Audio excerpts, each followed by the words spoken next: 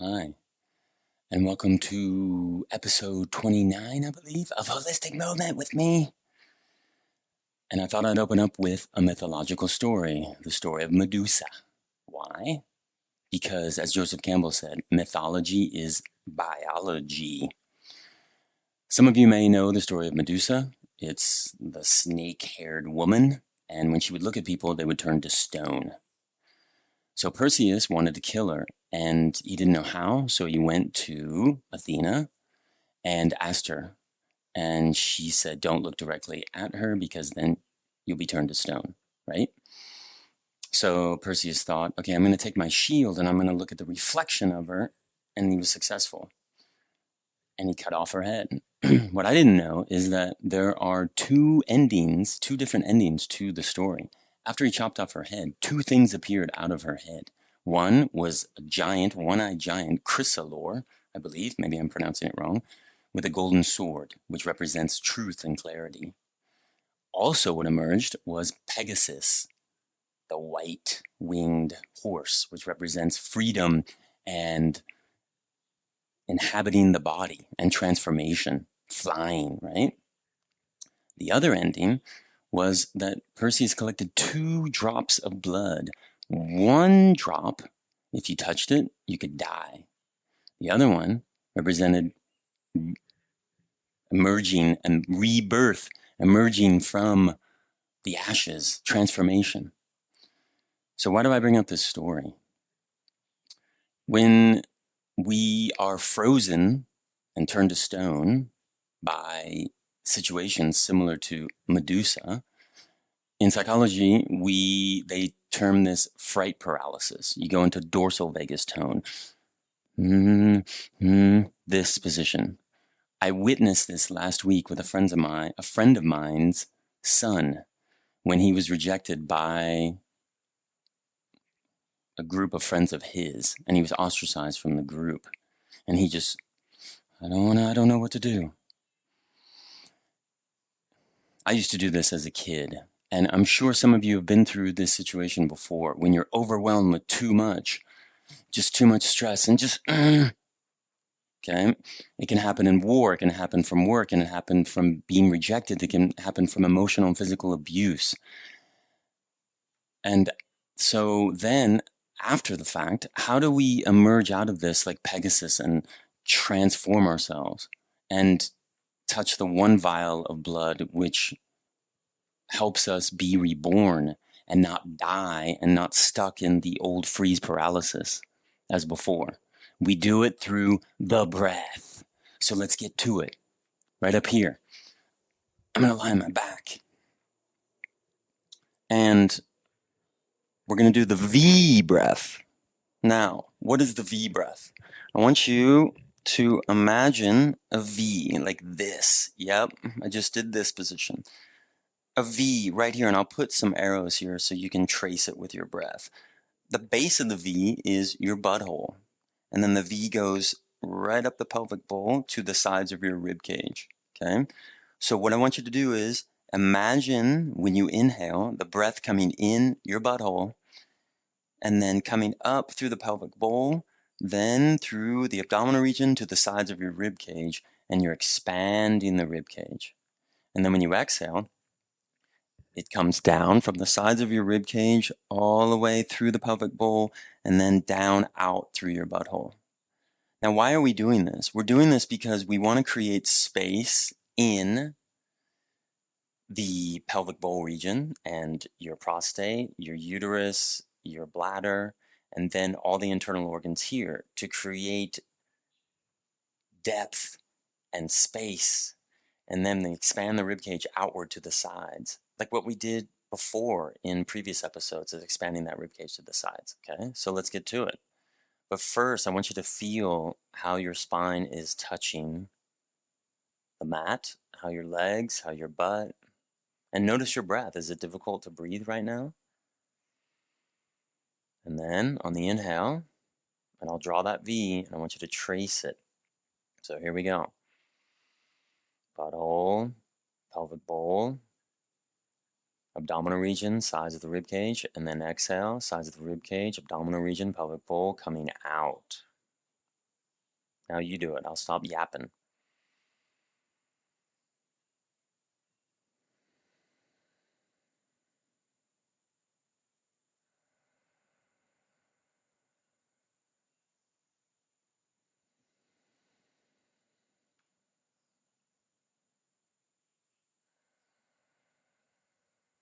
And I noticed my pelvic floor was tensing, so now I'm letting that go. Do you notice any other parts of your body that you're holding tension? If you are, let those go.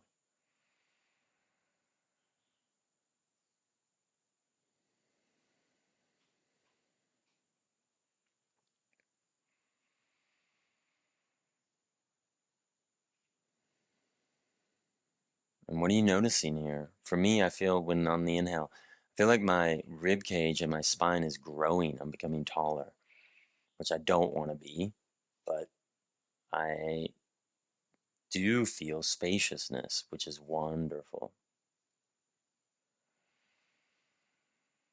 What about you? Do you find this challenging? Is it difficult to visualize or just feel that breath entering your perineum, a nice way of saying butthole, or that area, I should say, the pelvic floor, and coming up into the pelvis and then inhabiting the abdominal region, all those internal organs, and then the rib cage?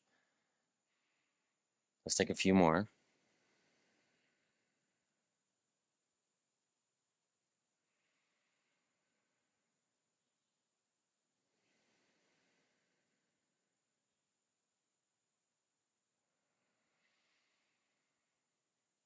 If you feel like farting, please fart. Luckily, I'm not there next to you.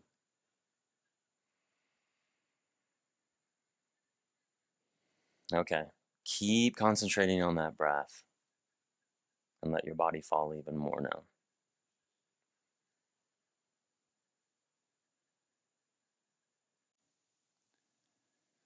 Okay, don't come up because we're going to continue on the vein of what we did last week, which is releasing the base of the skull to take away the tension through our spinal cord, basically, and for headaches, neck pain, things like that. So I'll just do a quick review. You don't have to do it. I'm just going to reiterate what we did the last two classes. So the first one, remember the eyes move the head. So the eye, I shouldn't say move. The eyes are the leader, and first look to the left, and then the head goes, and then the eyes go to the right, and the head goes. We're not going to repeat that. The second one was the jaw and the eyes. So the eyes and the jaw go, and then the head, and then the eyes and the jaw go. That's the first part and the second part. The finale, which is my favorite. What we're going to do is we're going to turn the eyes to the left, but the jaw goes to the right. Okay? And we'll start right now, and I'll talk you through it while we do it. So remember, the eyes lead the movement. And actually, before we even do this, sorry, I got ahead of myself. I just want you to turn your head to the left and right and feel what's going on. Is there any tension when you turn your head to the left and right? I'm feeling tension right on the left there, on the left side of my base of my skull. It's a muscle called the splenius capitis. Okay, what about you? Was it more difficult, more challenging to move your head to the left or right? Did you feel pain anywhere, or tension, or tug, sensitivity? Okay, remember that, and then we'll come back to it in a second. So our eyes are going to go to the left, then our head follows it, but our jaw shifts to the right, and this is ultimate, penultimate Sammy Davis Jr. And I get to the end here, then I shift my jaw to the left, and my eyes go to the right. Yeah, cookie cats. Yeah, right.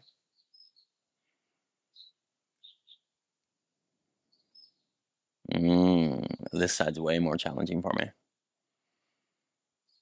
Okay, get to the end range. Eyes go to the left, jaw goes to the right. Now, your speed's going to be different than mine. Hopefully, it's slower than mine. I'm going too fast.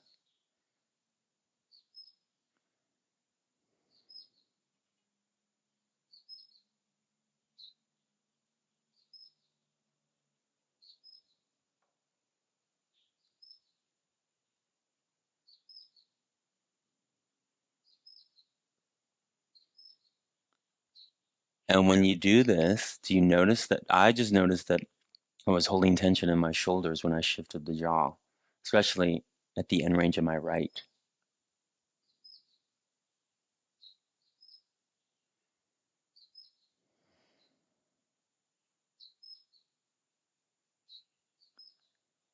And I had to let go of my whole left side of my body. My whole left side of my body was holding.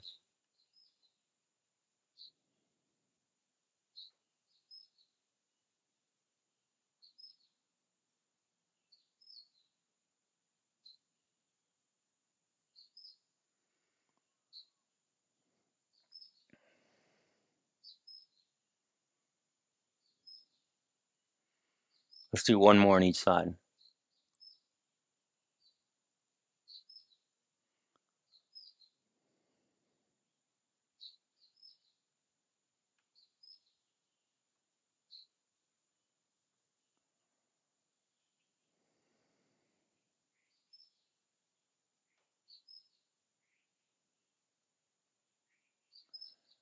Okay, come back to the center.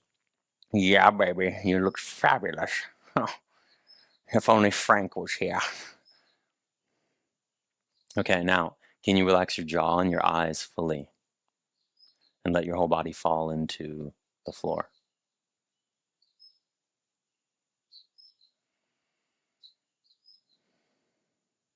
Okay, now turn your head to the left and right. You might not notice a difference. Usually, in a Feldenkrais class, that one movement will be done for sometimes 5 to 10 minutes, and at a slower and slower pace with each time. The teacher reminding you vocally, okay, slow down even more. Where are you feeling it? How does it affect the other parts of your body? We only did a couple minutes. So please take the time to do this by yourself slowly and feel the magical results.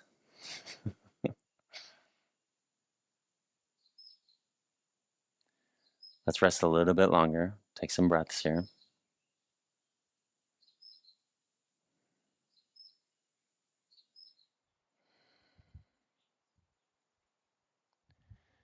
Okay, let's bend our right knees and roll on over to our left-hand side. And I don't know if you noticed, there's a slight bit a change of scenery right here.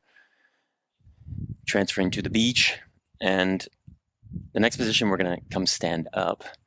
And we're going to come into the rib cage. I thought since we released the neck and helped expand the size of the rib cage, we would get more into mobility of the rib cage. And here comes an awesome dog. Come here. Come here. I know, boy. Come here. I know. Yeah. 没有关系，没有关系。他很乖，是不是？ So we're going to get into the rib cage. Rib cage mobility. We've done this one before, and I thought that we'd re-explore it. You like that word, re-explore? So how do we differentiate and tell the brain that the rib cage is part of the lower back and the neck, but also different than it? So then when we bring mobility into this part of the spine, it all actually takes away a lot of pressure off the neck and the lower back. So we're going to bring our arms up to the side. Everything below the rib cage, we're going to engage. So we're going to engage from a circumferential manner, the tube that is our abdominal region, and our butt and our quads to keep those anchors. And then we're just going to shift the rib cage to the left and right.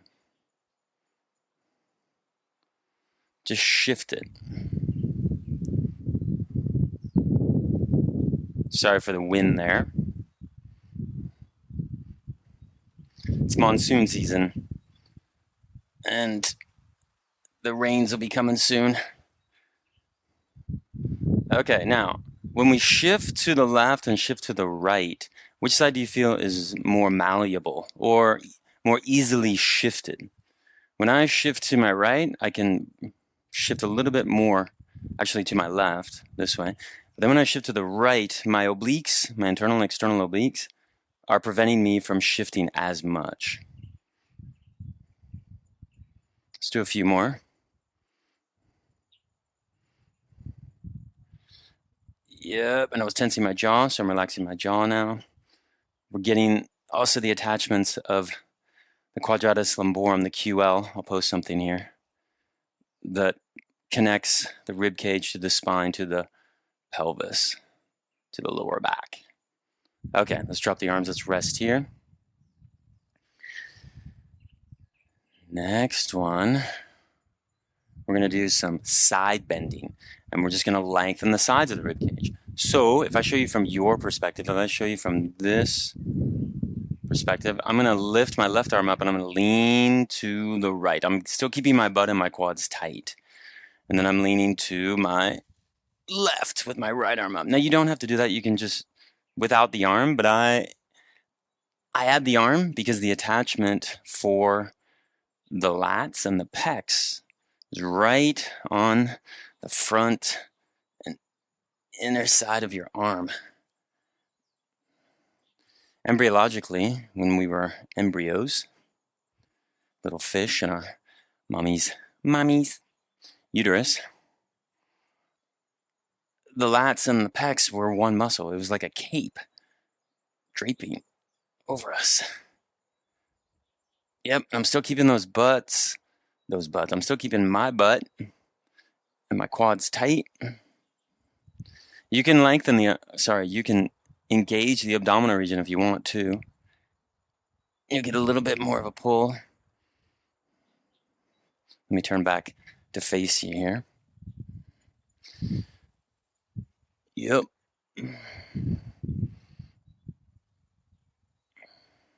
Now, if you want, you can add a little bit of rotationary movement there to it. So I'm side bending, but then I'm reaching the arm a little bit forward. Maybe you can see from this camera angle, it's not pure side flexion. It's coming into a little bit of sagittal plane movement, a little bit of flexion. I can also go back, yep, and then open the arm up.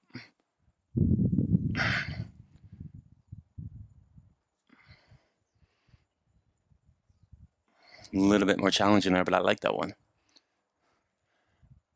Okay, let's do one more on each side. Okay, let's come on back. Let's rest here. Okay, I believe we have two more. So the next one is, let's do pop and lock. We'll finish with a rotation. Okay, so any you break dancers out there,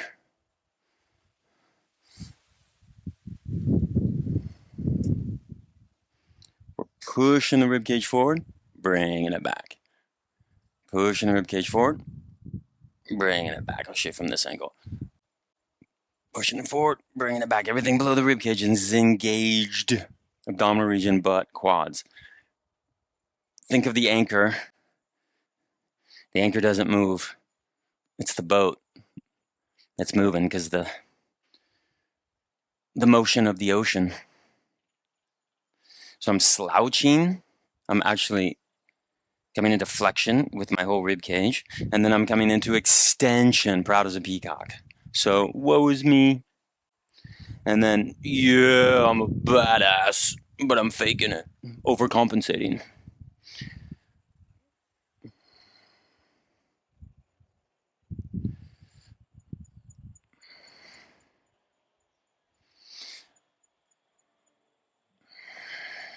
I'm trying to relax my shoulders when I do this. I'm trying to let my shoulders just move in relation to where the ribcage wants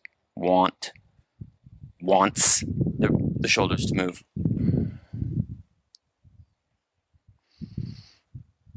Okay, let's relax there. We'll come back to that in a second. Let's take a few breaths here. See if you can expand the ribcage. If you want to engage that V again, sorry, the wind is overcoming that mic. Okay, now rotation. Usually when we rotate, we involve the pelvis and the lower back. Right? You're looking behind you, that kind of rotation. But with this one, we're not going to involve the lower back or the pelvis. We're just going to rotate the rib cage. So, look, pull my shirt up not to show you my flappy gut, but to just show you that I'm just rotating the rib cage. I'll show you from this angle. Anchoring the feet. Feel what the feet do when you rotate to the right. And then when you rotate to the left, what happens? How does that change the position of your arches? This is extremely important for you to feel, because this is what happens to our feet when we walk. Because there's a rotationary aspect to walking, and when you rotate, one inner arch is going to fall, sink, come into a medial tilt, or pronate. The other foot's going to supinate. The inner arch goes up. If you were to close your eyes and feel which foot the inner arch is able to drop more than the other. My right one is. My left one, my inner arch cannot drop as much. That means it's not as mobile and flexible as my right one. Okay, let's come back. Let's rest here. One more. We're going to try drawing circles with the rib cage. So I come into pop and lock, I'm an extension, then shifting to the right, then flexion, then shifting to the left. So it's if there was a pencil coming out of the top of my rib cage and coming out the bottom of my rib cage, I'm drawing a circle. Can you imagine that? If you close your eyes and you imagine a pencil emanating from the bottom of your rib cage or from the top of your rib cage, it's kind of like a top, those spinning tops.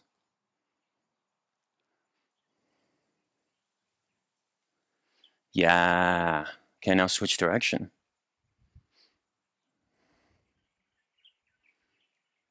Good. If this is challenging for you, backtrack, go back to the previous positions, and then try this again. One more. Okay, let's come rest on our backs. Let's lie here.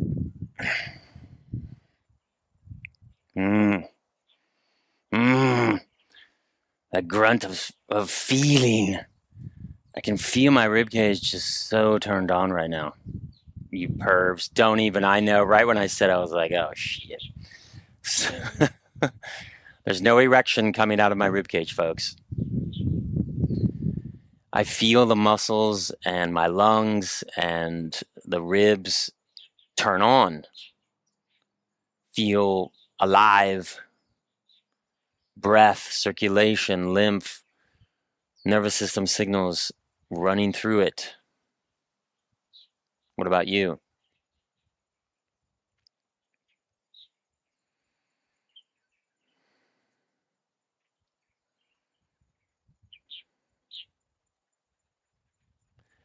Okay, let's roll on over to the right-hand side. Remember last week when we did the one-legged? We did this one. So the right arm reaches forward. You probably see from this camera angle. And I'm balancing on the one leg. So I'm improving ankle strength, mobility, hip strength, especially the glutes, the abductors, also the adductors. Those are the inner thighs as well. And I'm just kind of gliding. It's like I'm skating. But usually skaters, they do this, and that's what we're going to do next. So let's do the opposite arm. Left foot, right arm comes forward. That right foot doesn't even touch the floor. It can, but the top of the toes are touching, the toenails are touching the floor. And then the right arm goes back, and look, yes, jazz hands. And then doing the opposite. I'll show you from this angle.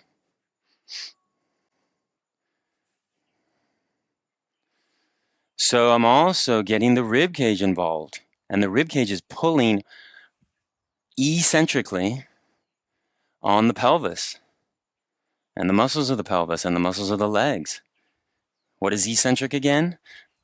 Oscar Wilde, outliers, people who are weird.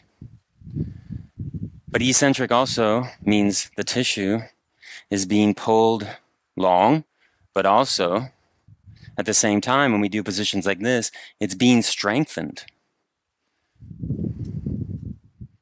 Yep. Let's do one more on each side.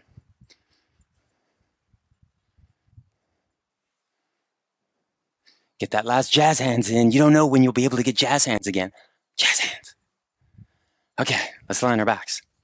Let's rest here.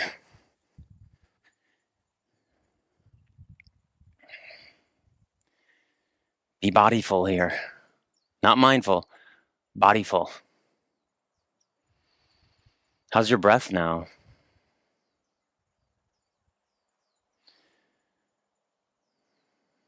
If that position was a little bit overwhelming or difficult or challenging, can you now auto-regulate your breath and feel how that position influenced your body and also helped it grow and helped it be reborn? Hint, hint, know what I mean? Know what I mean? Hint, hint, nudge, nudge. The vial of blood. Sorry, I was covering the mic, so hopefully the wind won't interfere here. The vial of blood that Perseus took from Medusa, that when you touch it, it creates rebirth. Okay, let's roll on over to our right hand side again. We're going to finish with, of course, extension. So I'm going to place my hands under my butt, my lower legs. You can curl the toes under if you feel the balance is tricky, but try to align your knees with your hips. I'm going to tighten my butt. I'm going to lengthen upward.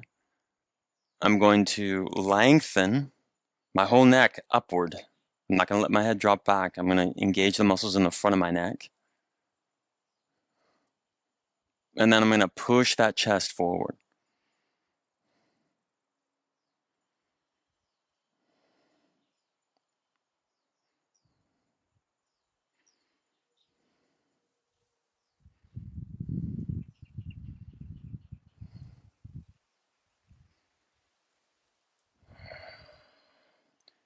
Now, can you turn on the butt and the quads and that lower back and the abdominal region to support the front and the back?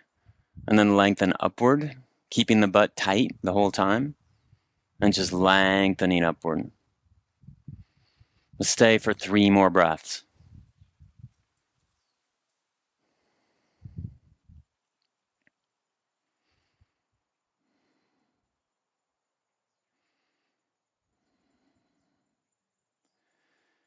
Okay, let's come lie on our backs. We're all done.